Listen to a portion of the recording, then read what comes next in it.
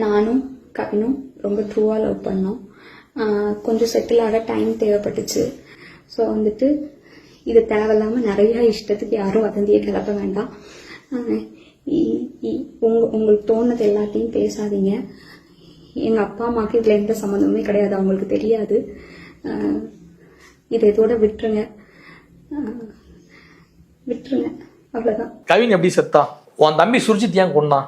அந்த பொண்ணு பேசுதுன்னா இந்த சூழ்நிலை அந்த மாதிரி அந்த பொண்ணு பேச வைக்கப்படுறாங்க. நான் அப்படிதான் பாக்குறேன். போலீஸை கூட பேச சொல்லும்போது பிரச்சனை ஆஃப் பண்றதுக்கு வேற வழி தரணும்னா போலீஸ் இந்த வேலையை செய்யும். அடுத்தது ஒரு இன்ஸ்பெக்டர் வந்து வேற ஒருத்தங்க இன்ஃபுளுன்ஸ்னா யாரு அது அப்படின்னு ஒரு கேள்வி இருக்குல்ல. இவங்க அப்பா அம்மாவை தாண்டி வேற யார் இருக்க முடியும்? எஃப்ஐஆர்ல அவங்க அப்பா அம்மா பேரை வந்து சேர்த்திருக்காங்க. அவங்க அப்பாவை வந்து கைது பண்ணிட்டாங்க. அந்த பையனோட அம்மா கிருஷ்ணகுமாரியும் கைது பண்ணணும்னு சொல்லுவேன். அவங்களை கைது செஞ்சு விசாரணை செய்யறதுதான் சரின்னு நான் சொல்லுவேன். இந்த பையன் இருக்கானே சுர்ஜித் போற ஸ்டேட்டஸ்லாம் நீங்க வந்து பாருங்க, ஃபுல்லா கத்திய கையில வச்சுட்டு போடுறான். 2 பேரும் எஸ்ஐ தானே.